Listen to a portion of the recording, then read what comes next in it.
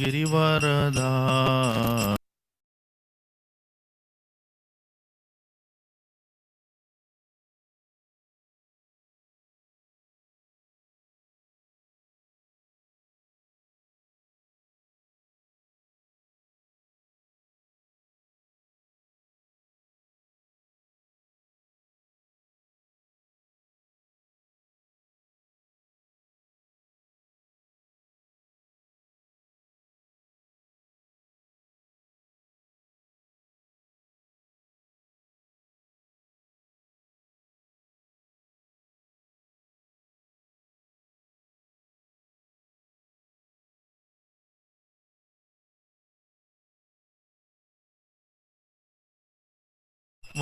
वनचार यमुना तीरा वनचारी यमुना तीरा वनचारी जय राधा माधव कुंज बिहारी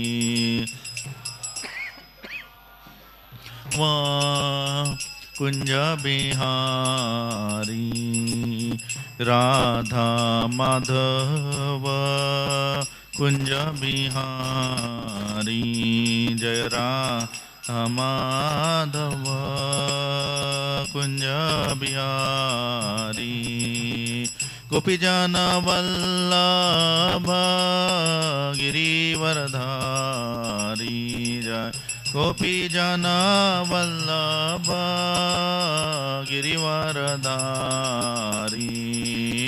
यशोदानंदन व्रज जनरंजन यशोदानंद व्रज जनरंजन यमुना तीरा वनचारी यमुना तीरा वनचारी जय राधा माधव कुंज बिहारी माधव कुंज बिहारी हरे कृष्णा कृष्णा कृष्णा हरे हरे हरे राम राम राम हरे हरे हरे कृष्णा कृष्णा कृष्णा हरे हरे हरे राम राम हरे हरे जय राधा कुंज बिहारी राधा कुंज बिहारी राधे जय राधा कुंज बिहारी राधा कुंज बिहारी राधे जय गौरानीताय जय गौरानीताय गौरानीताय जय गौरानीताय जय गौरानीताय गौरानीताय गौरानीताय जय गौरानीताय जय जय प्रभुपाद प्रभुपाद प्रभुपाद प्रभुपाद जय जय प्रभुपाद प्रभुपाद प्रभुपाद प्रभुपाद निताय गौर हरि बोल हरि बोल हरि बोल हरि बोल निताय गौर बोल हरि बोल हरि बोल हरि बोल। गोलोकेर प्रेम धन से नाम संकीर्तनम की श्रील प्रभुपाद की।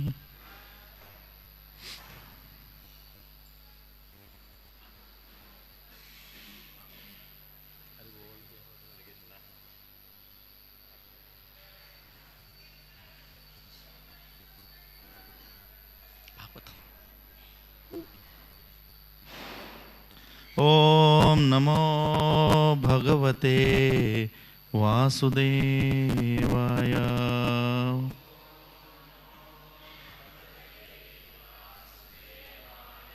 ॐ नमो भगवते वासुदेवाय।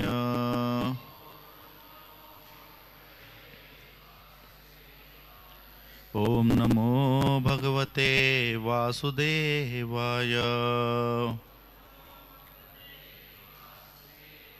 नारायणं नमस्कृत्य नरं चैव नरोत्तमं देवीं सरस्वतीं व्यासं ततो जयमुदीरये। नष्टप्रायेषु भद्रेषु नित्यं भागवत सेवया भगवतेरुत्तमश्लोके भक्तिर्भवति नैष्टिकी। कृष्णाय वासुदेवाय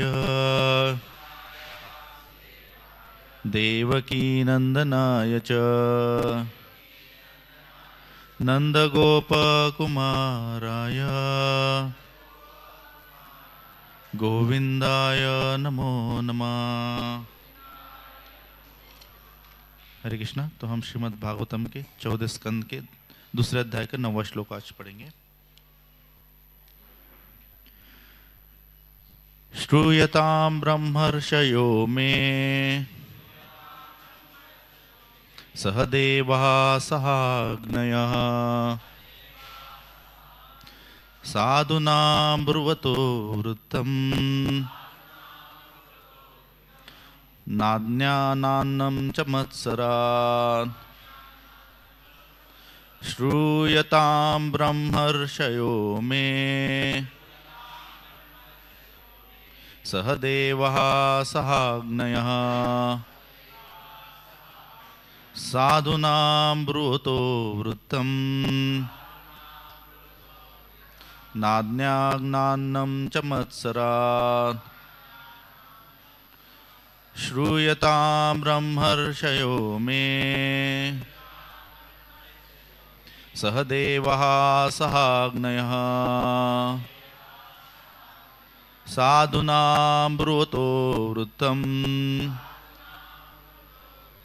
नाज्ञानान्नं वृत्तं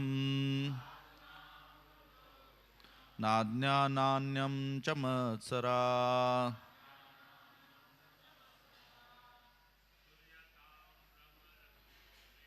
श्रूयतां ब्रह्मर्षयो मे सहदेवा सहाग्नयः साधूनां ब्रुवतो वृत्तं नाज्ञानान्नं च मत्सरात्।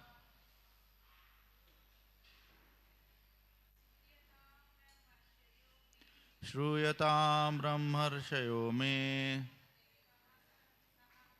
सहदेवा सहाग्नयः साधूनां ब्रुवतो वृत्तं नाज्ञानान्नं च मत्सरात्। शब्दशः अर्थ अनुवाद तथा तात्पर्य ऐसी भक्तिवेदांत स्वामी श्रील प्रभुपाद वाला श्रील प्रभुपाद की।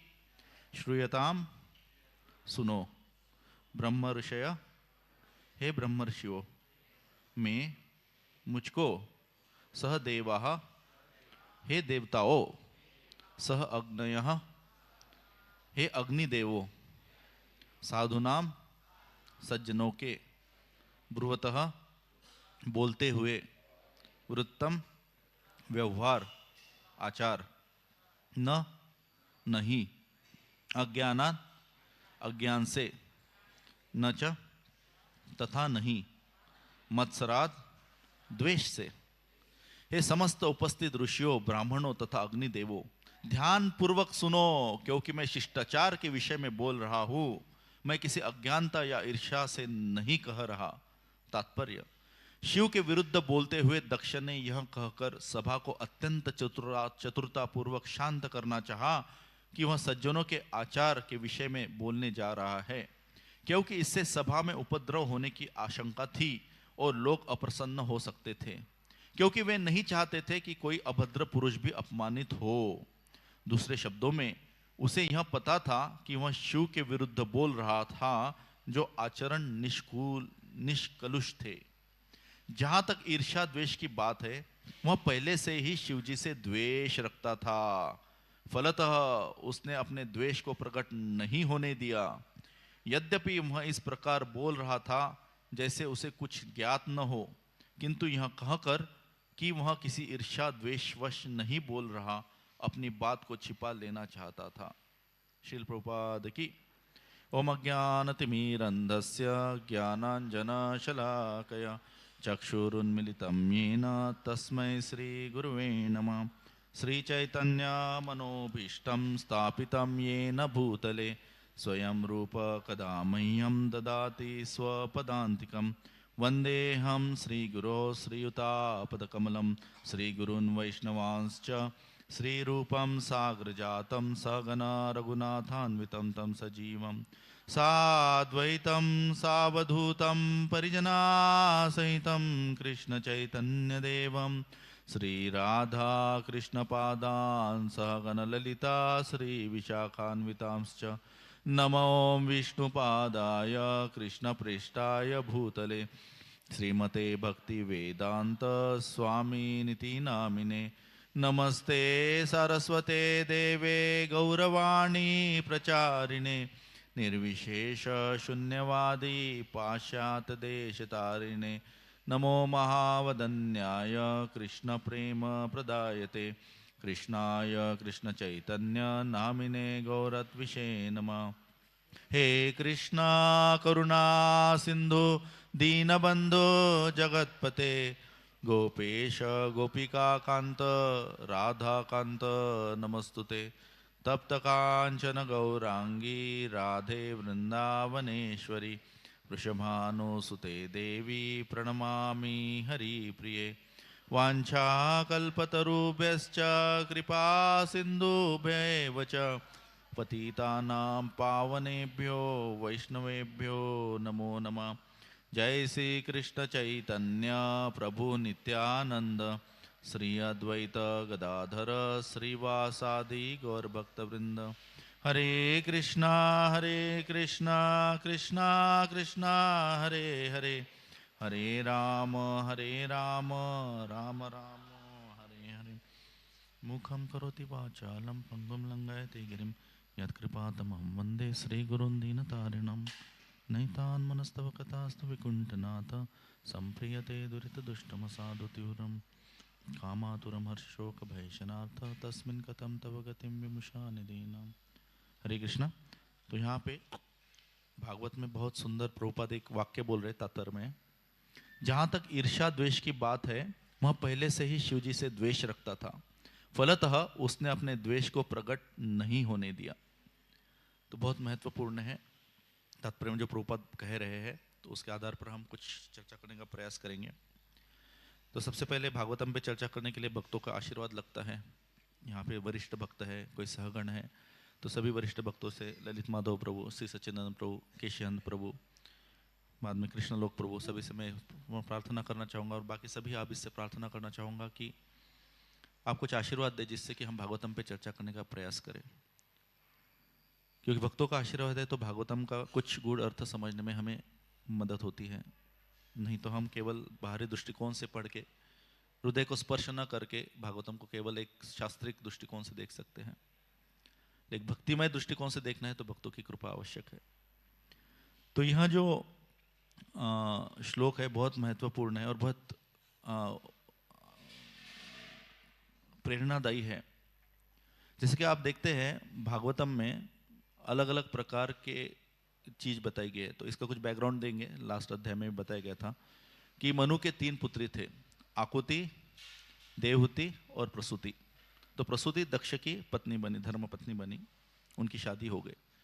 तो दक्ष ने 16 पुत्रियों को जन्म दिया, 16 पुत्रों को प्रजनन किया। तो 16 पुत्रियों में से जो 13 पुत्री थे वो धर्म को उन्होंने शादी में दे दी। वो 13 पुत्रियों के नाम क्या थे?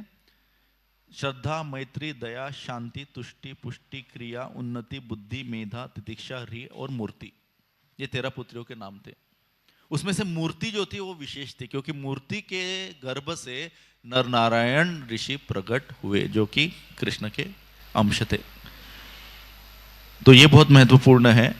ये क्यों बता रहे हैं हम? बताने के लिए कि दक्ष जो था उसका जो परिवार था वो कुछ साधारण नहीं था। हम जैसे आजकल के नौजवान या फिर आजकल के जो गृहस्थ है दोषों से परिपूर्ण, वैसा उनका परिवार नहीं था। तो जो मूर्ति उनके एक पुत्र थी जो धर्म को दी थी, उनके गर्भ से कौन आया? नर नारायण ऋषि जो साक्षात भगवान कृष्ण के अंश है। और भागवतम में यही इसी अध्याय में बताया, पिछले अध्याय में, कि नर और नारायण बाद में अर्जुन और कृष्ण के शरीर में द्वापर युग के स्टार्ट में विलीन हो गए। तो कृष्ण और अर्जुन को भी नर नारायण का अवतार कहा जाता है। ऑब्वियसली कृष्ण तो अवतारी है। उसके बाद 14वीं पुत्री, 13 पुत्री धर्म को दी, 14वीं पुत्री अग्नि को दी और उसका नाम था स्वाहा। वो उस पुत्री का नाम था स्वाहा। और अग्नि और स्वाहा के मिलन से 3 पुत्रों का जन्म हो गया। उनका नाम था पावक, पवनमान और सूची।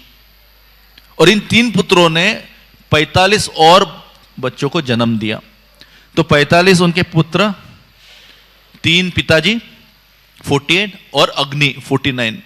तो ऐसा 49 जो अग्निदेव है, कोई भी यज्ञ अनुष्ठान होता है तो 49 अग्निदेव को आहुति दी जाती है। ये किसके पुत्र है सब? नो, स्वाहा के। तो देखिए, एक पुत्री के गर्भ से आए भगवान नर नारायण, दूसरी पुत्री के गर्भ से आए 49 अग्निदेव 13वीं पुत्र 14वीं पुत्री से। बाद में 15वें पुत्र पितृलोगों को दिया। जो पितृलोग है 4-5 पितृ देवता है, उनको 15वीं पुत्री दी। उसका नाम था स्वधा। उसका नाम क्या था? स्वधा। और जो 16वीं और सबसे छोटी और सबसे प्रिय पुत्री थी सती, उसको विवाह में किसको प्रदान किया गया? शिव जी को प्रदान किया गया। तो हम भागवतम में देखते हैं तो अनेक अनेक प्रकार के लीला हम देख सकते हैं। तो ज्यादातर भागवतम में कोई भी लीला है, उसका जो पर्पस होता है, उसका उद्देश्य होता है कृष्ण के समीप लेके जाना, हमारे हृदय को, हमारे भक्ति को कृष्ण के समीप लेके जाना, है कि नहीं? तो भागवतम में आइदर भगवान के बारे में लीला रहेगी या भगवान के भक्तों के बारे में लीला रहेगी। और जैसे जैसे आप पहले स्कंद से 10वें स्कंद तक जाओगे, 12वें स्कंद तक जाओगे, भगवान का व्यक्तिगत प्रेम, व्यक्तिगत आदान प्रदान ज्यादा से ज्यादा भागवतम में बताया गया है। जैसे पहले स्कंद में ज्यादा कुछ बताया नहीं, लेकिन 7वें से 15वें अध्याय में कृष्ण का डिसअपीयरेंस बताया गया है। लेकिन दूसरा स्कंद देखेंगे आप तो दूसरे स्कंद में विराट रूप के बारे में बताया, ज्यादा व्यक्तिगत नहीं है। विराट रूप यानी विश्व रूप, उसके बारे में बतलाया गया है दूसरे स्कंद में। तीसरे स्कंद में सांख्य योग के बारे में बतलाया गया है, कैसे अलग अलग भौतिक प्रकृति के जो 24, 26, 25 जो घटक है, एलिमेंट्स है, उनका विच्छेद करके हम भगवान के करीब आ सके, तीसरे स्कंद में बताया गया है। 5वें स्कंद में पूरा जो ब्रह्मांड है उसका डिस्क्रिप्शन दिया गया है। तो धीरे धीरे भागवतम लेके जा रहे हैं। और 7वें स्कंद में क्या बताया गया है? 6वें और 7वें स्कंद में नरसिंह देव, ध्रुव महाराज इत्यादि की लीला बताई गई है, जिससे हम भगवान के करीब समीप आ सके। तो भागवतम और 10वां स्कंद इस कल्मिनेशन, 10वां स्कंद क्या है? इस सभी चीजों का क्या है? परिपूर्ण फल है। श्रीमद् भागवतम गलितम फलम शुकमुखाद अमृत रव्य संवतम। पूरे भागवतम का जो सबसे स्वीटेस्ट, सबसे मधुर पार्ट है वह 10वां स्कंद है, जहां पे राधा, कृष्ण और गोपियों और अन्य भक्तों की लीलाओं का वर्णन किया है सुखदेव गोस्वामी ने। तो भागवतम धीरे धीरे धीरे धीरे हमारे भगवान के व्यक्तिगत रूप, व्यक्तिगत लीला के समीप लेके आ रहा है। लेकिन 4थे स्कंद में अगर आप ये लीला देखोगी तो शायद ही ऐसी कोई लीला है भागवतम में जिसमें ना तो भगवान विष्णु या कृष्णा डायरेक्टली इन्वॉल्व है, ना उनके भक्त इन्वॉल्व है। देखिए, ये दक्ष की लीला है, इसमें सामान्यता देखेंगे तो डायरेक्टली कृष्ण किधर भी इन्वॉल्व दिखते नहीं है, ना ही कृष्ण के कोई महान परम भक्त। ऑब्वियसली वैष्णवा नाम यथा शंभु है, लेकिन वो देवता के रूप में इस लीला में बतलाए गए हैं। ना ही यहां पे कोई भगवान का डायरेक्ट क्या है? पार्टिसिपेशन है। भगवान डायरेक्ट आपको दिखेंगे नहीं। तो ये एक विशेष लीला है। तो ये लीला क्यों बताई गई? क्योंकि बताया गया कि इसमें भगवान का हस्तक्षेप नहीं है। जो बड़े बड़े देवता हैं, जो शास्त्रों में धार्मिक स्वरूप से अलग अलग चीजों का पालन करता है, कैसे वह सिखाते हैं हमें कि कुछ चीज हमने हमारे जीवन में करनी नहीं चाहिए। हालांकि अन्य पुराणों में और अन्य शास्त्रों में अलग लीला बताई गई है। किसकी अलग लीला बताई गई है? सती की। वो दूसरे मनवंतर में हो सकता है। तो ऐसा कहा गया जिसमें सीधा सीधा कृष्ण का रिलेशन है इस लीला से। भागवतम में जो लीला बताए उसमें कृष्ण का डायरेक्ट रिलेशन दिखता नहीं है, लेकिन जो अन्य पुराणों में और अन्य शास्त्रों में लीला बताई गई है उसमें कृष्ण का हस्तक्षेप दिखता है। तो ऐसा था कि भगवान शिव जी पार्वती के साथ, सती के साथ बैठे थे कैलाश में, और शिव जी को पता था, रावण ने, जैसे कि हमने लास्ट क्लास में बताया, रावण ने बहुत तपस्या की, शिव जी को प्रसन्न किया, शिव जी ने बहुत सारे वरदान दिए, लेकिन शिव जी को पता था क्योंकि मनुष्य केवल रावण को मारने वाला है, तो भगवान रामचंद्र के रूप में अवतार लेने वाले हैं। तो वे स्मित हास्य करके मन ही मन में ध्यान कर रहे थे। तो सती ने पूछा, आप स्मित हास्य क्यों कर रहे हो? तो उन्होंने बताया कि रामचंद्र जी भगवान आए हैं और मुझे उनकी लीला में मदद करना है। तो सती जी देख रही थी कि अरे रामचंद्र भगवान तो एक मनुष्य है, उनको विश्वास था शिव जी के शब्द पे, लेकिन थोड़ा सा किधर तो डाउट था। तो ये सोचने लगी, अरे ये रामचंद्र भगवान कैसे हैं? अभी उनके सीता मैया का हरण हुआ है और वो कहां रो रहे हैं? नासिक में जोर जोर से रुदन कर रहे हैं, अरे मेरी सीता किधर गई, मेरी सीता को कौन लेके गया? रुदन कर रहे हैं जोर जोर से। कौन? रामचंद्र। ये तो केवल मनुष्य कर सकता है, भगवान थोड़ी रुदन करते हैं, है कि नहीं? भगवान तो छोड़िए, जो ब्रह्म को साक्षात्कार करते हैं, न सोचती न कांक्षती, वे भी सोचनो, वे भी रुदन करते नहीं, वे भी हर्षित होते नहीं, ये कैसे भगवान हो सकते? तो मन ही मन जो सती है वो माया देवी है, उनको तो माया का पूर्ण अधिष्ठात्री देवी है। तो मन में हम सोचे कि देखते हैं रामचंद्र भगवान का थोड़ा परीक्षा लेते हैं। तो उन्होंने क्या किया, शिव जी को बताया नहीं, क्योंकि उनको पता था शिव जी क्या होएंगे, गुस्सा हो जाएगा। तो शिव जी को बताए बिना जहां पे भगवान रुदन कर रहे थे वहां पे गई और एग्जैक्टली सीता मैया का रूप धारण किया। किसका रूप धारण किया? सीता। माया देवी कुछ भी रूप धारण कर सकती है। एग्जैक्टली हमको मोहित करने के लिए कोई माया देवी एक रूप धारण करके आ सकती है कि नहीं? तो उन्होंने रूप धारण किया सीता मैया का और बैठ गए जाके कुटीर में। और रामचंद्र भगवान घूमते घूमते देखे और वहां पे देखे कि सीता मैया बैठी है। तो जैसे ही माया देवी को देखा, सती को देखा रामचंद्र भगवान ने, उनका रुदन रुक गया और वो नम्रता से, विनम्रता से साष्टांग दंडवत किया। बोले कि हे सती जी, आप इस जंगल में अकेले क्या कर रहे हो? आपके पतिदेव किधर है? ऐसा जंगल में अकेला घूमना अच्छी बात नहीं है, बहुत सारे दानव राक्षस है, पतिदेव किधर है आपके? ये देख के सीता का पूरा गर्व क्या हो गया, हरण हो गया। श्री रामचंद्र भगवान की। भगवान क्या है? सभी माया के क्या है? सर्वश्रेष्ठ अधिष्ठाता देव, है कि नहीं? तो पूरा गर्व हरण हो गया किसका? सती का। और वे भगवान को दंडवत के बोले, नहीं नहीं, मैं तो ऐसे ही आई थी, आपका द्वेग, आपका रुदन शांत करने के लिए आई थी। और वहां से तुरंत निकल गई और कैलाश में आके बैठ गई और कुछ भी नहीं बोली, शांत बैठ गई। लेकिन भगवान शिव जी तो त्रिकाल ज्ञानी है। भगवान शिव जी क्या है?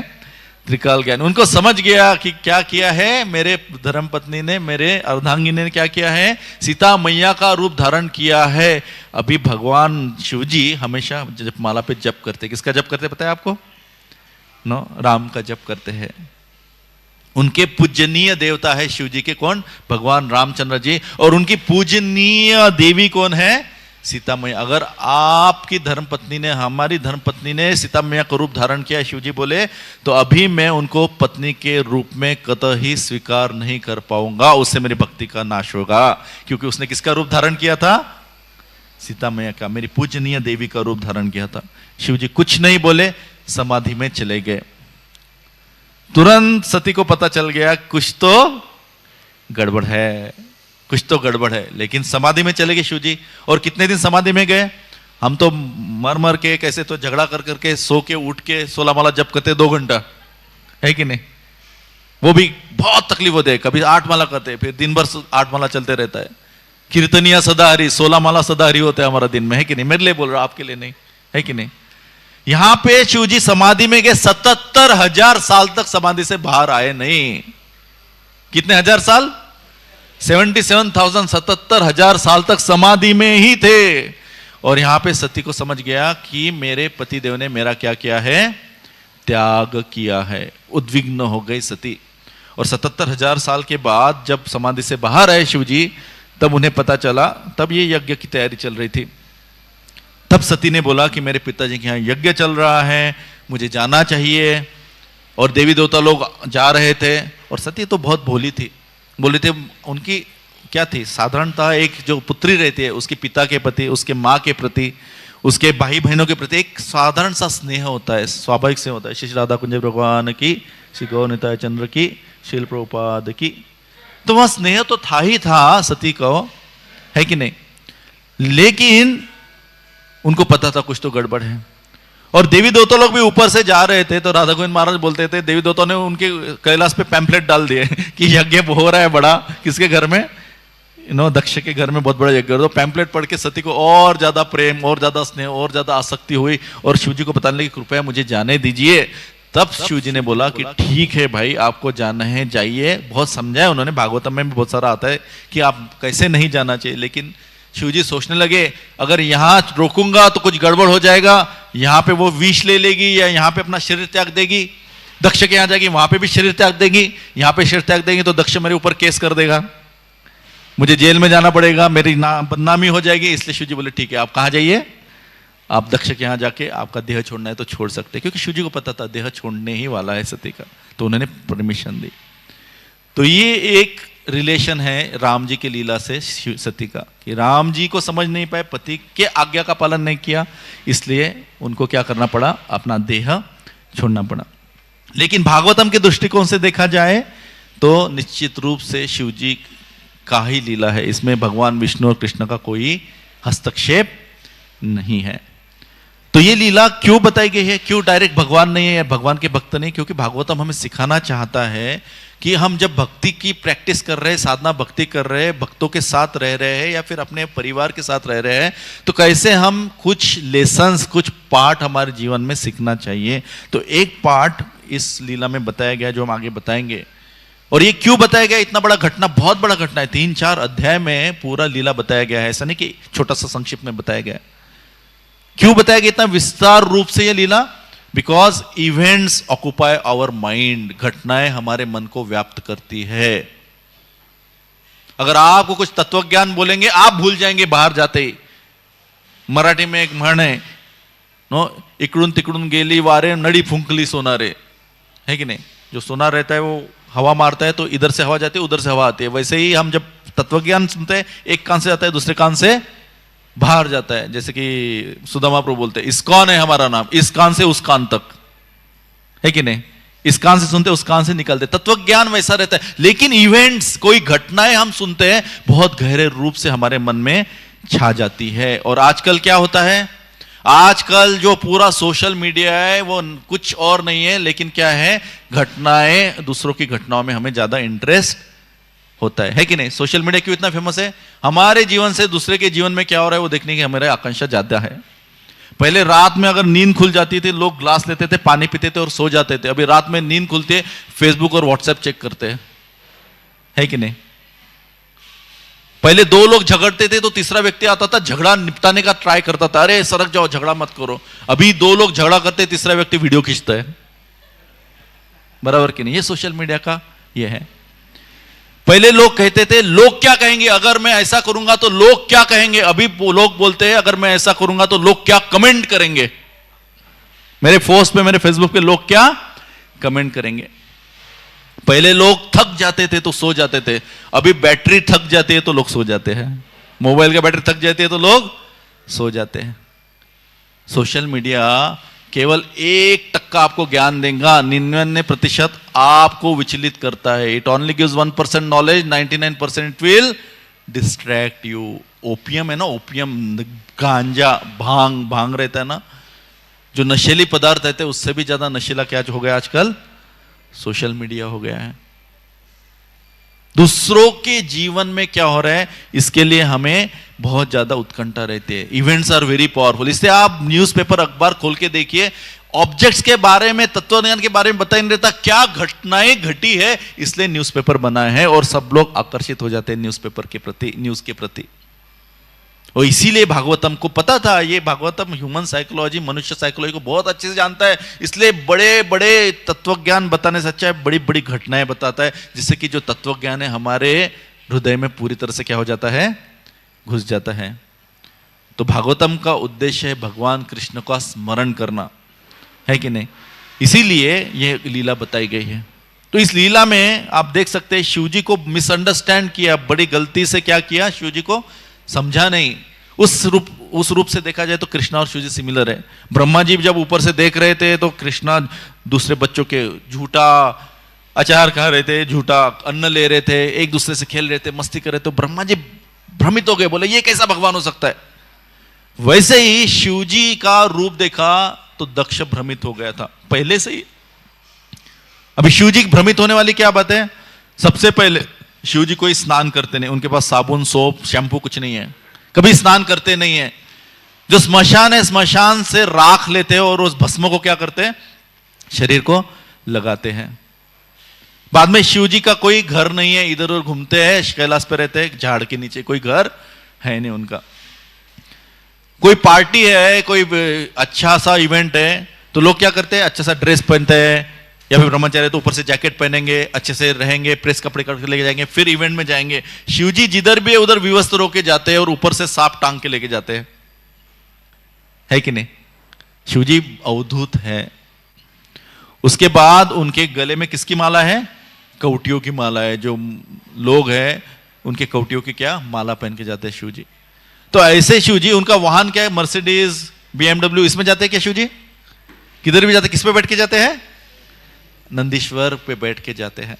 तो इसीलिए दक्ष को पहले से ही प्रॉब्लम था, किसके बारे में प्रॉब्लम था, शिव जी के बारे में प्रॉब्लम था। लेकिन ब्रह्मा जी ने उनको बोला था कि सती के लिए इससे अच्छा वर मिलेगा नहीं। उनके पिताजी थे ब्रह्मा जी, मानस पुत्र थे ब्रह्मा जी के।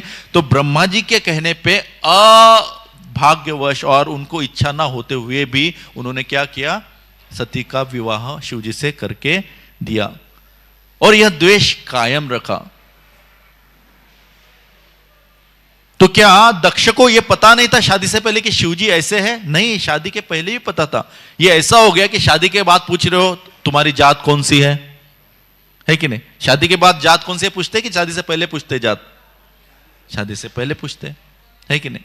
बहुत चीजें शादी के बाद बदल जाती है। लेकिन एक बार एक पति अपने पत्नी से बात कर रहा था। पति बोलता है कि तुम्हें मेरे अंदर सबसे अच्छी बात क्या लगती है। तो पत्नी बोलती है कि लोग समय के साथ बदल जाते हैं पतिदेव, लेकिन आप बिल्कुल भी बदले नहीं। बोले कैसे, ये तो बहुत अच्छी बात है, कैसे बदला नहीं मैं। बोले जब मिली थी मैं आपसे तब भी आप बेरोजगार थे, अभी भी बेरोजगार हो, है कि नहीं। शादी के बाद बहुत सारे गड़बड़े होती है। एक बार एक स्त्रियां बहुत ज्यादा क्या करती है, वार्तालाप करती है। तो एक स्त्री बोल रही थी, अरे मेरी बहू बहुत मेहनत करती है। बोले क्या मेहनत करती है। बोले दिन रात जुटी रहती है। किस लिए जुटी रहती है। तो बोले उसके फेसबुक पे 5000 फ्रेंड्स है, 10,000 फॉलोअर्स है, 70 व्हाट्सएप ग्रुप की वो एडमिन है और 16 फेसबुक पेज और इंस्टाग्राम पेज चलाती है। मुझे इतना लगता है इतनी मेहनत करती है, थोड़ी से बादाम खिला दो और ज्यादा मेहनत करने लगेगी। सोशल मीडिया से क्या हो गया है, लोग पूरी तरह से भ्रमित हो गए। शादी के बाद बहुत चीजें पता होती नहीं। एक सास अपने बहू को बोलती है कि अरे बहू तुम खाना बनाओ, तुम्हें खाना बनाना आता है क्या। बहू बोलती है नहीं मुझे खाना बनाना नहीं आता है। अरे शादी के पहले क्यों नहीं बताया। बोले सरप्राइज, आपको सरप्राइज देना चाहती थी। शादी के बाद चीजें कुछ बदली जाती है, कुछ नहीं बदली जाती है, बहुत सारी चीजें नहीं बदली। लेकिन दक्ष को पता था। दक्ष को क्या पता था कि शादी से पहले ही शिव जी क्या है, वैसे है। फिर भी दक्ष के मन में शिव जी के प्रति द्वेष था। अगर ये लीला देखेंगे आप बोलेगे अरे ये तो सास बहू सीरियल के जैसा है, एक बदले की आग। पहले शिव जी से दक्ष बदला लेते हैं, फिर शिव जी दक्ष से बदला लेते हैं। तो ये क्या साधारण बदले का एक सीरियल है, बदले की लीला है? कदापि नहीं। इसीलिए हम देख सकते हैं सबसे पहला पार्ट हम लीला से पढ़ सकते हैं, वह है how small things if not attended to become big and lead to catastrophes. अगर छोटी चीजों को हमने क्या नहीं किया, ध्यान नहीं दिया, उस पर कार्य नहीं किया, तो कालांतर से वह बहुत बड़ी हो जाती है और एक उद्रेक उसका होता है कि नहीं। और ये किसके जीवन में आ सकता है, किसी के भी जीवन में आ सकता है। अभी सती को अगर देखा जाए तो सती बहुत महान स्त्री थी, स्वयं माया देवी है। बाद में सती किसकी थी? दक्ष प्रजापति, जो प्रजापति थे, पूरे ब्रह्मांड में कार्यकलाप करने के लिए, प्रजनन के लिए उनको बताया था, उनकी पुत्री थी। तो उनका जन्म देखा जाए तो कुल भी बहुत बड़ा था। कुल से बड़ी थी माया देवी थी स्वयं। उसके पिता और उसके पति दोनों को स्नेह करती थी। ऐसा नहीं कि पति से प्रेम करती थी, पिता से प्रेम नहीं करती थी, पिता से प्रेम करती थी, पति से प्रेम नहीं करती, दोनों से प्रेम करती थी। सबसे बड़े जो महादेव है उनकी पत्नी थी, उनके पतिदेव भी बड़े उच्च थे। बाद में पूरी तरह से पतिव्रता थी और अपने पति के प्रति समर्पित थी। उसके बाद में तपस्वी थी। सती देवी कहां रह रही थी? तपस्वी थी। इतना सब होने के बावजूद भी सती के जीवन में प्रॉब्लम्स आए। कोई प्रॉब्लम था सती में? जन्म के द्वारा, उनके चरित्र के द्वारा, उनके तपस्या के द्वारा, सब चीजों में परिपूर्ण थी, फिर भी उनके जीवन में प्रॉब्लम आए। ये क्यों बताया गया है? कि हम तो साधारण से पूरे दोषों से रहित, दोषों से सहित, नॉट रहित, दोषों से सहित क्या है? हम लोग एक जीवात्मा है। तो हमारे जीवन में तो निश्चित रूप से अलग अलग प्रॉब्लम आएंगे। और इसको सरप्रास कैसा करना है? प्रभुपाद बोलते हैं ये नात्मा सुप्रसिद्धति। भगवान कृष्ण का स्मरण करके ही हम इसको क्या कर सकते हैं? ऐसे चीजों को सरपास कर सकते हैं। Hare Krishna Krishna Krishna Hare Hare, Hare Ram Ram Ram Hare Hare. Only thing which can your satisfaction is service to Krishna. भगवान कृष्ण की भक्ति करेंगे तो ही हम समाधानी हो पाएंगे, नहीं तो नहीं। तो कोई भी चीज में साइकोलॉजिकल कॉन्फ्लिक्ट होता है तो दो चीज होते हैं, एक होता है उसका कारण, कॉज, और उसका होता है ट्रिगर। ट्रिगर यानी चिंगारी बोल सकते हैं आप। तो कॉज एंड ट्रिगर।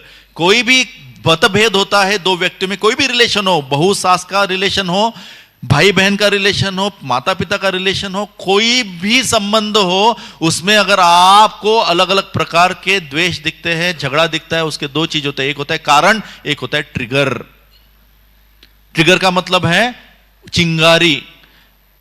तो इस लीला में दक्ष जो है वो एक रिसेंटमेंट कैरी करते थे शिव जी के प्रति, एक द्वेष, रोष, शिव जी के प्रति एक रोष को उन्होंने कैरी किया।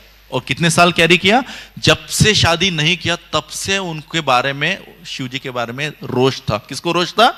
दक्ष को। वो रोष उन्होंने अपने हृदय में भर भर के रखा था। अरे ये मेरी पुत्री किससे शादी की, ये बिल्कुल लायक नहीं था, फिर भी ब्रह्मा जी ने बोला इसलिए मैंने शादी कर दी है। अरे बाप रे, कैसा रहता है, क्या खाता है, कैसा घूमता है, कैसे कपड़े पहनता है, बार बार बार बार वो सोचता था। अरे उस मूर्ख दक्ष को पता नहीं था कि ये शिवजी और सती में कोई प्रॉब्लम नहीं है। सती और शिवजी एकदम परफेक्टली हैप्पी है, मेड फॉर ईच अदर है। एक जन्म नहीं बाबा, जन्म जन्म तक सती शिवजी की पत्नी है, ये उसको पता नहीं था। वो सोचता था शिवजी ऐसा है, मेरी बेटी कैसी है, बहुत अच्छी है, क्यों इतने प्रॉब्लम है, क्यों ऐसे पति से मैं उसकी शादी की, क्यों ऐसे लड़के से शादी की। रिसेंटमेंट, रोष था किसके प्रति? शिवजी के प्रति। और रोष उसने सालों साल, 1 साल, 2 साल, 3 साल, सालों साल तक उसने कैरी किया। उसका एक एनालॉजी दे सकते हैं, हमारे हाथ में जख्म हो गई, सबको जख्म दिखती है, हम तुरंत जख्म को क्या करते हैं? अच्छा नहीं दिखता है तो जख्म का इलाज करते हैं। लेकिन कोई जख्म हमारे दिखती नहीं है, हृदय के अंदर है, कि छाती पे है या पैर में है, जो दिखते नहीं है, ऐसा हो सकता है हम उनको ध्यान ना दे। तो जो भी जख्म है, जो भी वुंड है, हमको तुरंत उसका इलाज करना चाहिए। ऐसा नहीं कि जख्म दिख रहे हैं तो छोड़ दो यार, दिख रहे हैं लोगों को, मैं उस पर काम नहीं करूंगी। तो रिसेंटमेंट, रोष हृदय में कैरी करना यानी क्या है? एक जख्म कैरी करना है। उस जख्म को आप अगर ठीक नहीं करोगे तो बहुत बड़ा ट्यूमर हो जाएगा और आपके जीवन को व्यस्त कर देगा। इसका एक बहुत सुंदर उदाहरण आता है बाल कांड में, वाल्मीकि रामायण में आता है। बाल रामायण में बाल कांड बहुत कम बताया, अन्य रामायण में आता है। तो उसमें बताया गया है कि बचपन में कैसे रामचंद्र, शत्रुघ्न, भरत और लक्ष्मण खेल रहे थे और अयोध्या में बहुत अच्छा राजमहल था, लेकिन वहां पे एक बगीचा था और बगीचा में कभी बहुत बारिश होता है। इस बार 6 महीना बारिश हुआ, मई से चालू, अभी तक चालू है।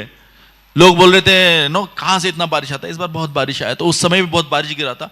तो उस बगीचे में एक क्या हो गया, पॉन्ड हो गया तैयार, एक छोटा सा पुकुर तैयार हो गया, पानी का एक छोटा सा पॉन्ड तैयार। तो सब बच्चे लोग थे छोटे, भागे भागे गए और उसमें कीचड़ में कूदी मार के खेलने लग गए। और जैसे सबको पता है बहुत अच्छा लगता है, उन्होंने क्या किया, मिट्टी के गोले बनाने लग गए और धपाधप एक दूसरे को मारने लग गए। तो ये कौशल्या, कई सब बोले अरे डेटॉल नहीं हमारे पास, बीमार पड़ जाओगे है कि नहीं, खेलो मत, मिट्टी में मत खेलो। बीमार पड़ जाओगे आप लोग। लेकिन बच्चे कहां सुनते हैं। तो रामचंद्र भगवान कौशल्या को भी मारा, कैकेयी को भी मारा। तो सब लोग बहुत अच्छे स्नेही मूड में थे, नो मजे कर रहे थे। लेकिन रामचंद्र भगवान को कुछ तो लीला करनी थी। उन्होंने देखा कि दूर वहां पे इस सब भगदौड़ से, इस सब मजे से कोई तो वंचित है, उसको भी थोड़ा मजा देना चाहिए। और वो कौन थी? मंथरा, कुबड़ी मंथरा। वो ऐसा कुबड़ी लेके गुस्से से देख रहे थे उसको। रामचंद्र पहले से ही पसंद थे। She was carrying resentment toward Lord Ram from beginning. पहले से ही रामचंद्र के बारे में उनके हृदय में रोष था। तो भगवान रामचंद्र बोले इसका रोष थोड़ा और बढ़ाते हैं। उन्होंने क्या किया, एक गोला बनाया मिट्टी का, उसमें पानी भरा, गोला बनाया मिट्टी का, अपने बाण पे उस गोले को चढ़ाया और एक बाण मारा, सीधा जाके मंथरा के कुबड़ी पे वो गोला गिरा और फट गया। और पूरा मंथरा किससे भर गई? मिट्टी से भर गई। और जो मजाक में अच्छे से प्यार से सब माहौल था, मंथरा उसको कुछ लेना देना नहीं था, भड़क गई। बोले ये राम कैसा राम है, पहले से इतना नालायक है, मेरे को कुछ भी करता नहीं। बहुत बहुत गालियां देने लग गई। बोले कि ये क्या है, मेरा पूरा शरीर उसने कीचड़ से भर दिया, ये वो यूं पूरी तरह से वहां मूड को खराब कर दिया। कैकेयी आए, बोले क्या हो गया, आप इतनी नाराज क्यों बात नहीं कर रही हो? उसने कुछ जवाब नहीं दिया। She carried the resentment for 20 years। 20 साल तक उसने इस रोष को अपने हृदय में रखा कि कैसे राम ने मेरे ऊपर क्या फेंका, मिट्टी का गोला फेंका और मुझे गंदा किया। राम का उद्देश्य क्या था? केवल थोड़ा सा हंसी मजाक करना, हास्य करना। और सब लोग हंसी मजाक कर ही रहे थे। लेकिन इस छोटी सी चीज को मंथरा में हृदय में रोष करके रखा। और कितने साल तक रखा? 20 साल। और जैसे 20 साल के बाद मौका दिखा, ये रोष का उद्वेग करके कैकेयी को उसने क्या किया? भड़का दिया। It triggered after 20 years। Cause जो होता है ना, जो कारण होता है, वो धीरे धीरे धीरे धीरे हृदय में बैठते जाता है। लेकिन चिंगारी होती है, वो चिंगारी एक इवेंट से, वो इवेंट बड़ा लगेगा नहीं आपको। अरे ये चिंगार, इतनों से के लिए इतना क्यों गुस्सा हो रहे हो आप?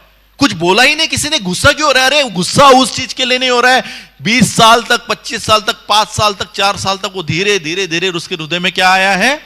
रोष आया है उस व्यक्ति के प्रति, है कि नहीं?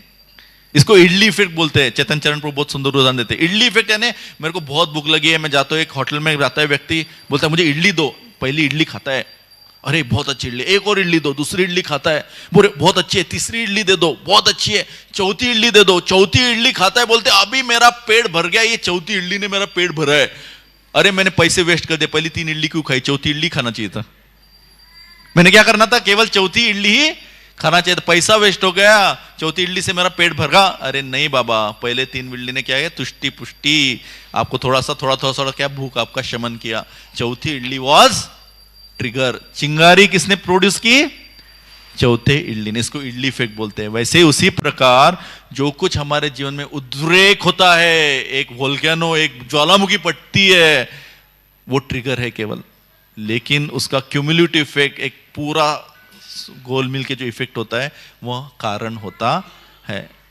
सो this is first thing, there is a cause for each conflict and there is trigger for each conflict. हर एक जो कॉन्फ्लिक्ट है, हर एक जो झगड़ा है, उसका एक कारण होता है और उसका एक उद्रेक होता है।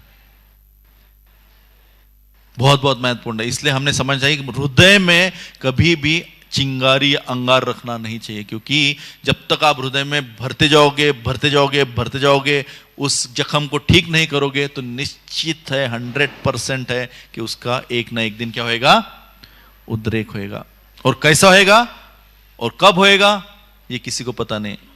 और जब होगा बहुत गंदी तरीके से होगा। जैसा दक्ष बोल रहे हैं, सभी असेंबली को बोल रहे हैं, अरे मेरे मन में बिल्कुल भी द्वेष नहीं है और मैं मत्सर से नहीं बात कर रहा हूं, ये जो है व्यक्ति, ये बदमाश है, इसने मेरा अपमान किया है। हालांकि शिव जी समाधि में बैठे थे, भगवान की समाधि का कोई कारण नहीं रहता, कभी भी समाधि लग सकती है।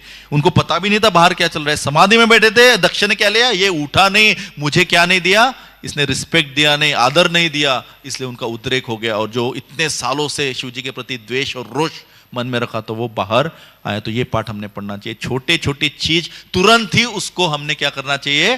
किसी व्यक्ति से आपको प्रॉब्लम है, तुरंत आपने उसको सॉल्व करना चाहिए, मन में रखना नहीं है। मन में रखेंगे तो 1 2 3 4 चौथी इडली आ जाएंगी, खटक से क्या हो जाएगा? उद्रेक हो जाएगा। So this is the first lesson which we can learn. दूसरा है कि ऐसे कॉन्फ्लिक्ट्स में, ऐसे संघर्ष में हमने हमारा उद्देश्य भूलना नहीं चाहिए। जैसा मुंबई में कितने लोग गए, मुंबई के लोकल में कितने लोग गए, बहुत सारे लोग गए हैं कि नहीं। मुंबई में अगर आप पीक टाइम में बोरीवली से चर्च गेट जाओगे या पीक टाइम में चर्च गेट से बोरीवली जाओगे तो वो ट्रेन में घुसना यानी एक सातवां आश्चर्य है दुनिया का।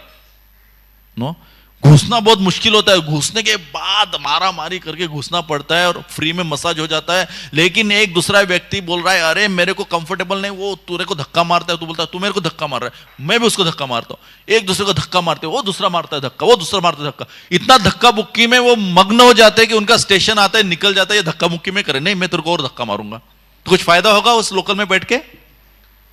सिमिलरली जब हमारे जीवन में कोई रिलेशन के संघर्ष होते हैं तो हम हरे कृष्णा जप कर रहे, हरे कृष्ण कृष्ण कृष्ण हरे हरे, हरे राम राम राम हरे हरे। मंदिर में भी आ रहे हैं, मंदिर में भी दर्शन ले रहे हैं, मंदिर में भी जप कर रहे हैं, हरे कृष्ण कृष्ण कृष्ण हरे हरे, हरे राम राम राम हरे हरे। फिर हमारी दोस्त मिल जाती है या हमारे मित्र मिल जाते हैं, बोलते अरे तुमको पता है इस भक्त ने मेरे साथ क्या किया, इस भक्त ने उस दिन मेरे साथ ऐसा किया। जप कर रहे हैं लेकिन मन में क्या कर रहे हैं, रोष को कह रहे। कोई रिलेटिव से, रिश्तेदार से मिल रहे हैं, उनको भक्ति देने के बजाय क्या बोल रहे हैं, ये व्यक्ति कैसा बिहेव कर रहा है, देखो इसने कैसा मेरा अपमान किया, देखो ये कैसा उसने उस दिन मेरे को कुछ नहीं दिया। कुछ ना कुछ हम बताते रहते हैं, दोषारोपण करते रहते हैं। इससे क्या हो जाएगा, मंदिर में आ रहे लेकिन रोष कैरी कर रहे भक्तों के प्रति, रिश्तेदारों के प्रति, रिश्तेदारों से मिल रहे रोष कैरी कर रहे किसी अपने आप्तजनों के प्रति। उससे क्या हो जाएगा, हमारा जो उद्देश्य भगवान के नाम का, भगवान की प्राप्ति का, भगवान के प्रेम का, उससे हम क्या हो जाएंगे, भूल जाएंगे। विशाखा माता जी एक बहुत सुंदर लीला बताती है प्रभुपाद का। तो एक बार क्या हो गया था, प्रभुपाद मॉर्निंग वॉक जाते थे पटेल के साथ, तो पटेल ने एक भक्त थे प्लस उसके साथ थोड़े से इम्पर्सनलिस्ट भगवत गीता भी पढ़ते थे। प्रभुपाद की भगवत गीता पढ़ते नहीं तो बहुत बार संवाद होता था, बहुत बार वाद भी होता था प्रभुपाद से। तो एक बार मॉर्निंग वॉक जूहू में प्रभुपाद जा रहे थे, तो जाते जाते प्रभुपाद को एक टेंडेंसी होता है लोगों का, क्या टेंडेंसी होता है कि अरे मैं कुछ सेवा करता हूं और सेवा करते करते दोष ढूंढता हूं, है कि नहीं। बहुत बार लोग सर्विंग करते करते दोष करते, देखेंगे अगर समय मिलेगा तो वो लीला देखेंगे हम रामचंद्रपुरी का। उनका नेचर होता है कि सेवा करेंगे लेकिन सेवा इसलिए करें जिससे कि दोष देख सकूं दूसरों में। तो ये पटेल बोल रहे थे प्रभुपाद मैं उस दिन संडे फीस्ट में आपके भक्तों को प्रसाद वितरण की सेवा कर रहा था, आपके भक्त बहुत अनसिविलाइज्ड है, आपके भक्त को पूरी तरह से क्या नहीं है, संस्कार नहीं है। बोले क्यों, प्रभुपाद बोले अरे वो स्वीट को जो मीठा है उसको खारे में मिक्स करके खा रहे थे, और कुछ लोग खारे को कड़वे में मिक्स करके खा रहे थे, वो सब मिक्स करके खा रहे हैं। उनको पता भी नहीं कि स्वीट अलग खाते हैं, खारा चीज अलग खाते हैं, मीठा चीज जो चपाती सब्जी के साथ कैसा खाते हैं वो उनको पता नहीं बिल्कुल। और बहुत जोर जोर से दोषारोपण करने लगा भक्तों के प्रति। प्रभुपाद ने उनको बोला क्या करे, वे लोग परमहंस है, उनको लेना देना नहीं, वो कैसे खाते हैं। श्रील प्रभुपाद की। प्रभुपाद ने क्या बोला, वे लोग क्या है, क्योंकि उनको पता है वे जो खा रहे हैं ना वो अन्न नहीं है, वे खा रहे वो क्या है, प्रसाद है। और प्रसाद आप चाहे स्वीट को चपाती के साथ खाओ, स्वीट को खारे में मिक्स करो, लेकिन अल्टीमेटली आपके पेट में क्या जा रहा है, प्रसाद जा रहा है। और क्या चेतना थी प्रभुपाद के भक्तों की। एक बार रशियन भक्त मायापुर में आए थे, और मायापुर में आपको पता है बहुत बड़े बड़े और ऐसे रक्त पिपासु मच्छर रहते वहां पे, है कि नहीं। अभी तो बहुत अच्छी फैसिलिटी बनाई है, लेकिन उस समय फैसिलिटी नहीं थी। तो एक रशियन भक्त है, सवेरे उठे तो देखा उनका पूरा शरीर लाल लाल लाल लाल हो गया, सब मच्छर काट काट के लाल लाल हो गया। तो दूसरे भक्त मिले, प्रभु ये क्या हो गया, बोले मच्छरों ने काटा क्या, बोले हाँ नो प्रॉब्लम, बोले क्या, बोले टूटी फूटी इंग्लिश में बोले इट्स गुड, बोले no bad blood out good blood in. जो खराब खून है वो मच्छरों ने पी लिया, अभी हम प्रसाद खा रहे हैं, अच्छा खून मेरे शरीर में क्या हो रहा है, बन रहा है। श्रील प्रभुपाद की। देखिए उद्देश्य अगर भूलेंगे हम, नहीं तो क्या हो सकता है, अरे मच्छर क्यों काटे, यात्रा ने ऐसी कैसी अरेंजमेंट की, इतने मच्छर आए कैसे, बताए नहीं पहले, हम मच्छरदानी लेके आते थे, ओडोमास लेके आते थे, ऐसा कैसा यात्रा का अरेंजमेंट किया, ऐसा कैसा मुझे मायापुर में बुलाया, उसमें फंसे नहीं। वे क्या बोले, bad blood out good blood इन। देखिए इसको बोलते हैं परम उद्देश्य को भूलना नहीं। आए क्यों है मायापुर में, आए हैं वृंदावन में, क्यों वृंदावन में गए हैं, क्योंकि हमको भगवान कृष्ण का प्रेम प्राप्त करना है। सो प्रभुपाद क्या बोले, वो कैसे भी खाए, हमारे भक्त क्या है, परमहंस से। प्रभुपाद ने उनको डिफेंड किया। तो ये माया का ट्रैप होता है। धक्का बुक्की मारने में, एक दूसरे के द्वेष करने में इतना मग्न हो जाते हैं हम कि हम भूल जाते हैं जीवन का उद्देश्य क्या है। सार्वभौम प्रभु एक सुंदर उदाहरण देते हैं। वे बोलते हैं कि हम एक गढ़ में फंसे हुए हैं। उस गढ़ में 84 लाख दरवाजे हैं। कितने लाख दरवाजे हैं उस फोर्ट में? 84 लाख दरवाजे, और सभी दरवाजे बंद है, केवल एक ही दरवाजा खुला है। सभी दरवाजे बाहर निकलने के बंद है, केवल एक ही दरवाजा खुला है। और वो दरवाजा क्या है? मनुष्यानाम सहस्रेषु। वो दरवाजा क्या है? इस मनुष्य जन्म का दरवाजा है। लेकिन हम क्या करते हैं, एक एक, और हमको पट्टी बांधी हुई आंखों में, पता नहीं है, हम तो अज्ञान में डूबे हुए हैं। तो हम एक एक को हाथ लगा के देखते हैं, ये खुला है का दरवाजा, ये खुला है का दरवाजा, ये खुला है का दरवाजा। कितने बार देखना पड़ेगा? 84 लाख बार देखना पड़ेगा कौन सा दरवाजा खुला है। अब भाग्य देखिए हमारा, जब दरवाजा खुला, नेक्स्ट दरवाजा है, हमारे पीठ को कोई धक्का मार रहा है, हम उसको धक्का बुक्की करते हैं, अरे क्या है ये है, और वो दरवाजा हमारे हाथ से निकल जाता है। जो खुला दरवाजा है, तब हम क्या करते हैं? दोषारोपण करते हैं, रोष करते हैं, ये मेरी बहू ऐसे क्यों बिहेव कर रही है, ये मेरा भक्त मेरे से ऐसा क्यों व्यवहार कर रहा है। दोष देखते हैं, छोटे छोटे चीजों के लिए उद्वेग करते हैं, और उस उद्वेग में क्या हो जाता है, जो हम हाथ से देख रहे थे कौन सा दरवाजा खुला है, वो दरवाजा हमारे हाथ से निकल जाता है। वापस कितने दरवाजे हमको वेट करना पड़ेगा? पुनरपि जननम पुनरपि मरणम पुनरपि जननी जठरे शयनम यह संसारे बहु दुष्टारे कृपया पारे पायो। पुनः पुनः जन्म लेना पड़ेगा, पुनः पुनः एक एक योनि में जाके कर्म भोगना पड़ेगा। यह हमारा अभाग्यवश है। This is our greatest misfortune. तो इसीलिए बहुत महत्वपूर्ण है कि ऐसे द्वेष, ऐसे रोष को हमारे हृदय में रखना नहीं। उसी समय उसका इलाज कीजिए। छोटा सा वुंड है, छोटी सी जख्म है, उसी समय उसका इलाज कीजिए। डॉक्टर को दिखाइए, और डॉक्टर कौन है? आध्यात्मिक गुरु या आपके मेंटर। उनको दिखाइए, बताइए भाई ये भक्त के प्रति, ये मेरे रिश्तेदार के प्रति, ये मेरे जीवन में व्याप्त हो गया है, मुझे इस व्याप्तता से बाहर निकलना है, मुझे कृष्ण की भक्ति करना है, मुझे कृपया मार्ग दिखाइए। जैसा अर्जुन बहुत प्रयत्न है खुद से अपने सवालों का उत्तर ढूंढने के लिए, लेकिन अंततः क्या किए? भगवान को शरणागत हुए। अंततः किसको शरणागत हुए? भगवान को शरणागत हुए। बहुत महत्वपूर्ण है। तो ऐसे रोष को और ऐसे द्वेष को कैसे काबू में किया जा सकता है? सबसे पहले है ऐसी चीज को चुनाव करे जिससे कृष्ण सेवा में वृद्धि हो, ना कि रुकावट। ऐसे कुछ संघर्ष हमारे जीवन में आते हैं, तो हमने कौन सा मार्ग चूज करना चाहिए, कौन सा मार्ग का चुनाव करना चाहिए जिससे हमारे कृष्ण सेवा में वृद्धि हो, ना कि कृष्ण सेवा खंडित हो या रुकावट हो। और सबसे पहला चीज होता है एक्सेप्टेंस। स्वीकार कीजिए। जो चीज आप बदल नहीं सकते, जो चीज आप उसमें चेंज नहीं कर सकते, उसे एक्सेप्ट कीजिए। कोई संबंध ऐसे होते हैं जिसको आप चेंज नहीं कर सकते, उसे आपको सबसे पहले क्या करना पड़ेगा? एक्सेप्ट करना पड़ेगा। परीक्षित महाराज सबसे उत्तम उदाहरण है। परीक्षित महाराज को शाप दिया गया था। शाप देने के बाद उनका मृत्यु 7 दिन में होने वाला था। तक्षक आके काटने वाला था। परीक्षित महाराज ने क्या किया? उस स्थिति को स्वीकार किया, ना कि उसका प्रतिकार किया। बोले ठीक है, ये कृष्ण की इच्छा है। तमोपयातम प्रतियंतु विप्रा गंगा च देवी धृतचित्तमीशे द्विजोपसृष्ट गृहकस्तक्षको वा तशत्वलम गायत विष्णु गाथा। और एक गए ब्राह्मणों के पास, बोले कि आप कुछ टेंशन मत लीजिए, केवल विष्णु गाथा गाइए। ये तक्षक आने दो, या कैंसर आने दो, या हार्ट अटैक आने दो, या एक्सीडेंट में मेरा मृत्यु होने दो, मुझे कुछ लेना देना नहीं, आप केवल क्या करो? विष्णु गाथा गाइए। उन्होंने अपने परिस्थिति को स्वीकार किया। अरे 7 दिन में, मुझे पता है मैं कितना भाग्यवान हूं कि 7 दिन में मरने वाला हूं, 7 दिन तो है मेरे पास। हम में से कितने लोग को कॉन्फिडेंस है कि हम 7 दिन जीने वाले? हाथ ऊपर कीजिए। हम तो उनसे ज्यादा नीचे हैं। 7 दिन में मरेंगे जिएंगे पता नहीं, अरे नेक्स्ट क्षण हम मरेंगे जिएंगे पता नहीं। परीक्षित महाराज को पता था 7 दिन में मरने वाले। परीक्षित महाराज बोले 7 दिन में कुछ भी नहीं करूंगा। मोबाइल बाजू में रख दिया, भागवतम लिया और पूरी तरह से भागवतम का पाठ करने लगे। यह होता है एक्सेप्टेंस। आपकी स्थिति को क्या कीजिए? आप एक्सेप्ट कीजिए। दूसरा चीज है सही कदम उठाइए। उसके बाद ऐसा नहीं कि एक्सेप्ट किया, सहन किया, लेकिन आपकी भक्ति क्या हो रही है? नीचे जा रही है। आपकी सेवा कृष्ण के प्रति नीचे जा रही है। तो आपको कदम उठाना पड़ेगा, उसको एड्रेस करना पड़ेगा। और तीसरी चीज है, अगर दोनों से काम नहीं हो रहा, आपने स्थिति को स्वीकार किया, उसको सॉर्ट करने का प्रयास किया, लेकिन उससे आपका क्या नहीं हो रहा है? परिस्थिति सुधर नहीं रही है तो निश्चित रूप से आपको उस स्थिति से दूर जाना है, उस संबंध से आपको थोड़ा दूर जाना पड़ेगा। सती को यही उदाहरण दिया भगवान शिव जी ने। सती को बोल रही थी, सती बोल रही थी अरे मेरे को इनविटेशन नहीं आया, कृष्ण नो शिव जी बोल रहे थे सती को आपको इनविटेशन नहीं, आप क्यों यज्ञ में जाना चाहते हो दक्ष के?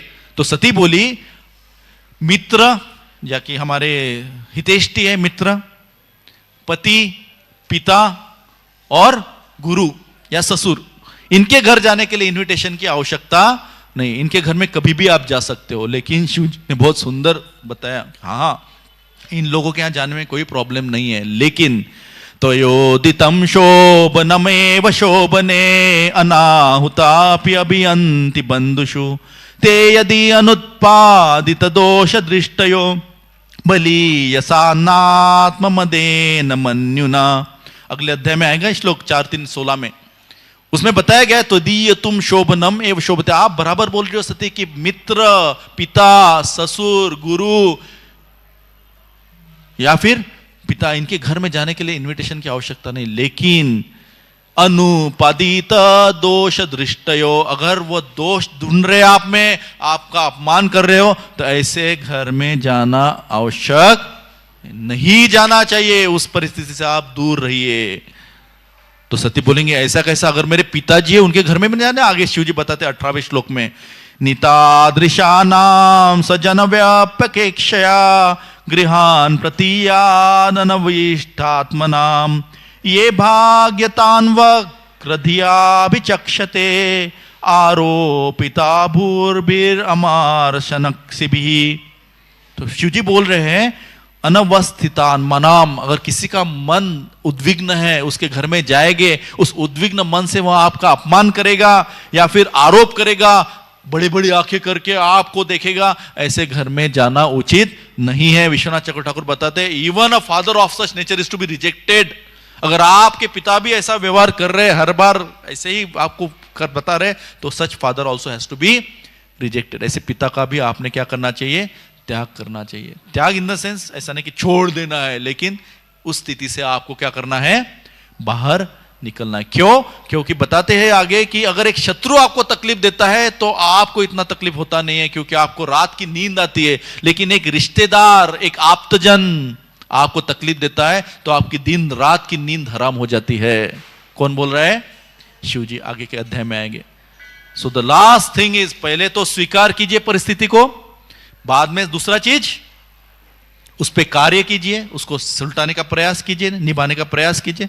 अगर दोनों नहीं होते तो तीसरा चीज है उस परिस्थिति से अपने आप को बाहर कीजिए। ऐसा शिव जी बता रहे हैं और बहुत सुंदर उदाहरण है। पता नहीं, हमें समय तो है नहीं अभी, रामचंद्रपुरी का लीला आता है। भगवान चैतन्य महाप्रभु स्वयं बताते हैं कि ऐसे द्वेषी लोगों से जो बिना किसी वजह के हमें दोषारोपण करते हैं, उनसे कैसे हम डील करना चाहिए। स्वयं चैतन्य महाप्रभु चैतन्य चरितामृत अंत लीला के 8वें अध्याय में बताते हैं। रामचंद्रपुरी जो थे वे माधवेंद्रपुरी के शिष्य थे, यानी जो चैतन्य महाप्रभु के गुरु है उनके भाई थे, गुरु भाई थे। परमानंदपुरी भी एक गुरु भाई थे, ऐसे 3 गुरु भाई जगन्नाथपुरी में थे। तो क्या हो गया, एक दिन हेन काले रामचंद्रपुरी गोसाई आईला परमानंदपुरी रे आर प्रभु रमिलाइया। एक दिन सन्यासी रामचंद्रपुरी थे, वे सन्यासी थे, वे आए कहा जगन्नाथपुरी में और परमानंदपुरी से मिले और चैतन्य महाप्रभु से मिलने का प्रयास किया। तो महाप्रभु ने क्या किया, अरे ये तो मेरे गुरु भाई है, तो उन्होंने एकदम गुरु को जैसा आप रिस्पेक्ट देते, आदर देते, वैसा आदर दिया। महाप्रभु कैला तारे दंडवत नाती आलिंगन करीते हो कैला कृष्ण स्मृति। महाप्रभु ने उनको दंडवत किया। रामचंद्रपुरी देखिए कैसे थे, बाहर से उन्होंने बहुत अच्छे से आलिंगन किया परमानंदपुरी को और महाप्रभु को, और बोले कृष्णमति रस्तु, नमो नारायण। जैसे ही नमो नारायण बताया सबको पता चल गया भाई ये हालांकि गुरु बंधु है, ईश्वरपुरी के गुरु भाई है, माधवपुरी के शिष्य, लेकिन कुछ तो गड़बड़ है। ये क्या है, ये थोड़े से ज्ञानवादी मायावादी लग रहे हैं। उसका भी हिस्ट्री आता है। उसके बाद क्या हो गया, वहां पे जगदानंद पंडित थे, उन्होंने तुरंत बोला रामचंद्रपुरी को आप मेरे घर में प्रसाद ग्रहण करने के लिए आइए। अभी रामचंद्रपुरी का एक बहुत गंदा आदत था, वे क्या करते थे, जहां भी जाते थे दोषारोपण करते थे, विशेष करके खाने में। इसीलिए बहुत बार मैं कभी कभी पब्लिक में खाता हूं तो मेरे घर वाले टोकते हैं, बोले आप ज्यादा सार्वजनिक जगहों पे खाया मत कीजिए, क्योंकि लोग दोषारोपण से देखते हैं और दोष करने से वो अन्न हमको पचता नहीं है कि नहीं? आपने भी सुना रहेगा, घर वाले बोलते। तो जगन्नाथ पंडित ने घर पे बुलाया और बहुत अच्छे से परमाणु इनको रामचंद्रपुरी को खिलाया, और खिलाने के बाद बहुत अच्छे से खिलाया। फिर रामचंद्रपुरी बोले अरे अभी आप बैठिए, आपने मुझे इतना अच्छा सर्विंग किया, जगन्नाथ प्रसाद आप ग्रहण कीजिए, और उनको भी खिलाने लग गए। और जगन्नाथ पंडित बोले ठीक है अभी मेरा पेट भर गया, अभी नहीं चाहिए। लेकिन क्या बोलते हैं रामचंद्रपुरी, आग्रह करिया पुनः पुनः खायो इला, आचमन कैला निंद करीते लागिला।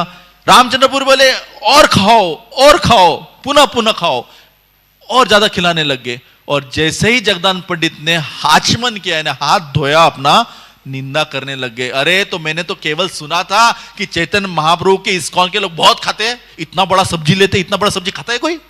इतना बड़ा सब्जी खाते हैं, इतना बड़ा प्लेट रहता है, प्रसाद तो बोले हाथ पे लेते, ये तो इतना इतना प्रसाद खाते। मैंने सुना था चैतन्य महाप्रभु के लोग बहुत खाते हैं, लेकिन आज देख लिया। और जबरदस्ती किसने की दिखाने के लिए? रामचंद्रपुरी ने ही जबरदस्ती की। बोले अगर सन्यास ऑर्डर में, ब्रह्मचर्य ऑर्डर में अगर रह के कोई इतना खाएगा, उसका पतन निश्चित रूप से होगा। निंदा करने लग गए। किसकी निंदा करने लग गए? चैतन्य महाप्रभु उनके शिष्य। और ये निंदा का कारण था माधवेंद्रपुरी, उसके डिटेल में जाएंगे नहीं। माधवेंद्रपुरी ने रिजेक्ट किया था, अपने शिष्य को त्याग दिया था। क्यों त्याग दिया था? क्योंकि वे उनको ब्रह्म का ज्ञान देने लग गए थे उनके अंत समय में। उनके अंत समय ब्रह्म का ज्ञान देने लग गए थे, इसलिए उनको त्याग दिया था। उसके बाद ईश्वरपुरी उनके ही थे, लेकिन उन्होंने अपने गुरु की बहुत अच्छे से सेवा की। और कैसे सेवा की?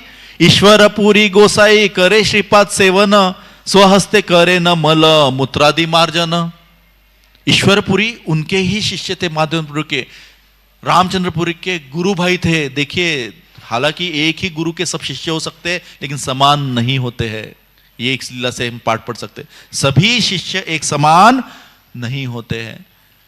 ईश्वरपुरी ने राम माधवेंद्रपुरी को ज्ञान नहीं दिया, करेक्शन नहीं दिया, उन्होंने बहुत अच्छे सेवा की। और कैसे सेवा की? स्वहस्ते करे न मल मूत्रादि मार्जन। उनका मल स्वच्छ और मल मूत्रादि अपने हाथ से साफ करते थे ईश्वरपुरी। और इसलिए माधवेंद्रपुरी ने आशीर्वाद दिया, इनको तो निकाल दिया। बोले मैंने नजरों से निकल जाओ, मेरे को वापस नजर मत दिखाओ, आपका मेरे को वापस दर्शन नहीं होना चाहिए।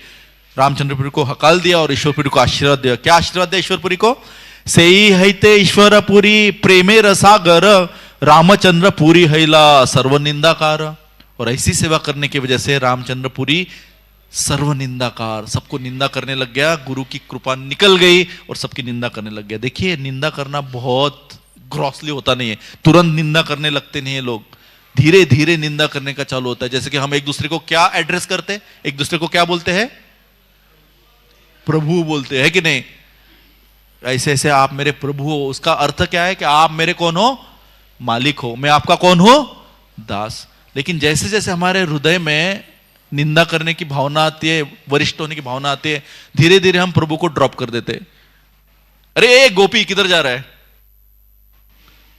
अरे कृष्णा किधर जा रहा है? कृष्ण दास है, कृष्ण प्रभु है, हम उसको एक ही नाम से बुलाना चालू कर। ये स्लोली स्लोली स्लोली अपना चालू होता है निंदा।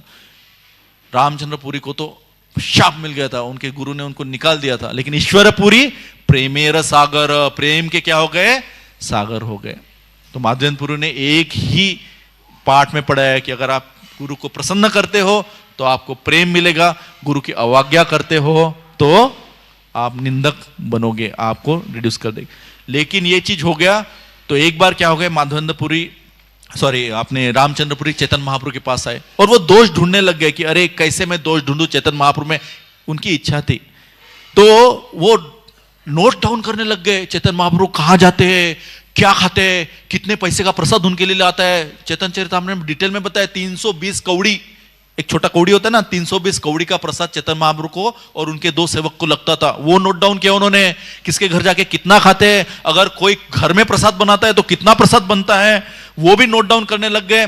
और फिर ढूंढने लगे किधर फॉल्ट है। अभी देखिए निंदक कैसा होता है, ऐसा नहीं कि जाते जाते हमको दिख गया अरे ऐसा क्या है, फॉल्ट हो गया। जो निंदक होता है, जो फॉल्ट फाइंडर होता है, वो नोट डाउन करके डायरी मेंटेन करके नोट्स निकाल के आप में फॉल्ट फाइंड करेगा, मेल डालेगा बाद में कि देखो इतने सारे फॉल्ट है आप में, ये चिट्ठी डालेगा। ये मेंटालिटी अच्छा नहीं है। तो रामचंद्रपुरी सब इंफॉर्मेशन निकाले और फिर अरे मुझे पता चल गया, फॉल्ट मिल गया। क्या फॉल्ट मिल गया? उनके एनालिसिस में पता चला कि चैतन्य महाप्रभु स्वीट खाते हैं और सन्यासी ने स्वीट खाना नहीं चाहिए, उनका फंडा था। चैतन्य महाप्रभु मिष्ठान खाते थे या जगन्नाथ प्रसाद खाते थे? क्या खाते थे? मिष्ठान और जगन्नाथ प्रसाद में फर्क है कि नहीं है? निश्चित रूप से। जो मिष्ठान भगवान जगन्नाथ खाते थे, उस जगन्नाथ के उच्चिष्ट को चैतन्य महाप्रभु स्वीकार करते थे प्रेमा भाव में, ना कि भोग भाव में। शरीरा विद्या जाल जड़ेंद्रियता है काल, है कि नहीं? वो प्रसाद से पूरा इंद्रिया मुक्त हो जाती है।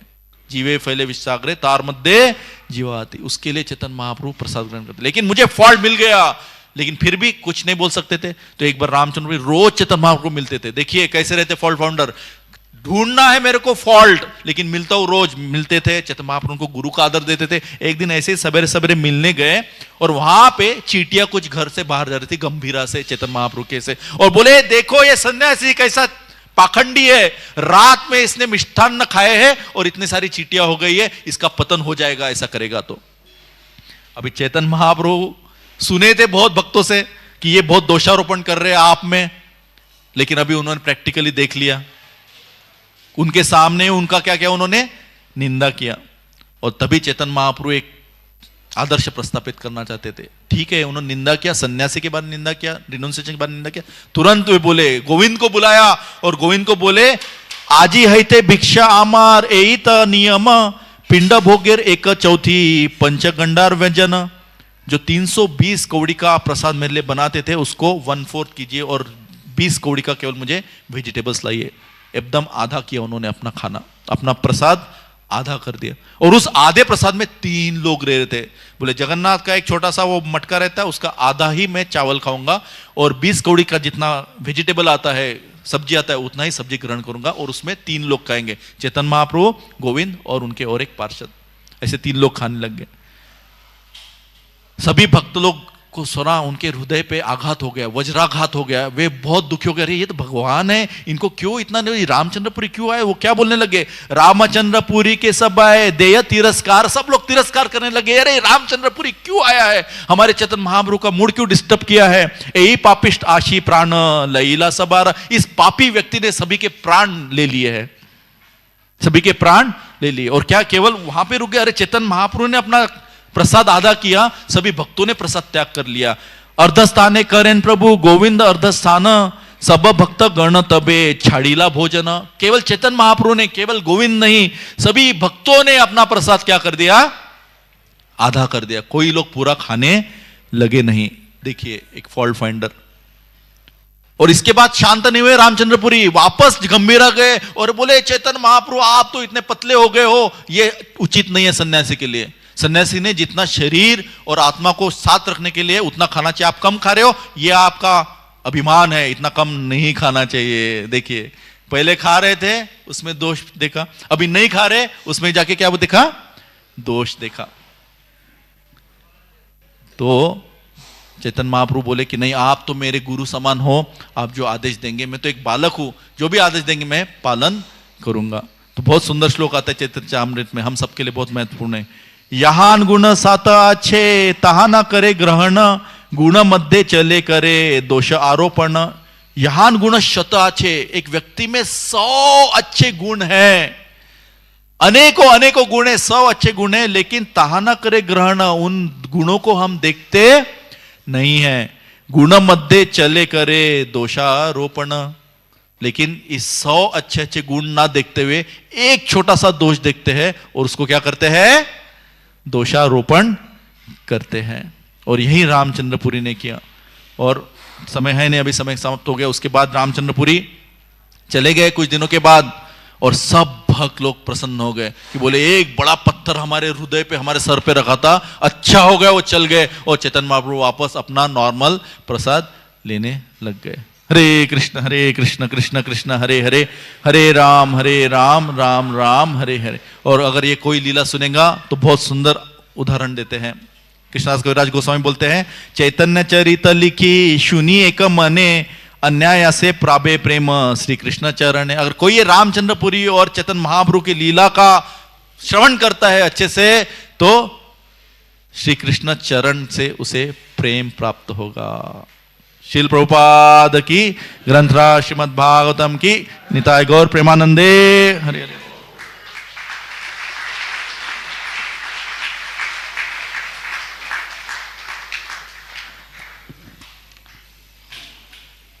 हरे कृष्णा। आइए हम धन्यवाद देते हैं हिज ग्रेस वामनदेव प्रभु का, जिन्हें इतने सुंदर तरीके से, इतने विस्तार से दक्ष शिव जी के प्रकरण से हमें बताया कि ईर्ष्या द्वेष से हमें कैसे बचना चाहिए, कैसे चिंगारी कॉज और ट्रिगर, चिंगारी जो है वो बाद में कितना भयंकर रूप ले लेती है, और इसलिए हर चीज़ में जो हमें दोष नहीं देखना चाहिए। तो आइए हम इनका धन्यवाद व्यक्त करते हैं। एक बार जोर से हरे कृष्ण महामंत्र बोल के, हरे कृष्णा कृष्णा कृष्णा हरे हरे, हरे राम राम राम हरे हरे। इस ग्रेस वामनदेव प्रभु की जय। आने वाले शनिवार 15 नवंबर को व्रतों में सबसे श्रेष्ठ एकादशी व्रत है, उत्पन्ना एकादशी। तो उसका वो हमको उस दिन उसका पालन करना है। उसका पालना समय अगले दिन सुबह 9:11 से 10:26 तक है। बहुत कम समय है पालना का, इसलिए ये ध्यान रखना कि जितना इम्पोर्टेंस व्रत का है उतना ही पालना का भी है। और उसी एकादशी के दिन 15 नवंबर को दोपहर में गीता पाठ होता है, जैसे कुंज बिहारी में आप सभी जानते होंगे। तो आप गीता पाठ के लिए आ सकते हैं और अपने मित्र संबंधी और रिश्तेदारों को भी सबको ला सकते हैं। ठीक है, तो अभी सभी के लिए प्रसाद है। हरे कृष्ण।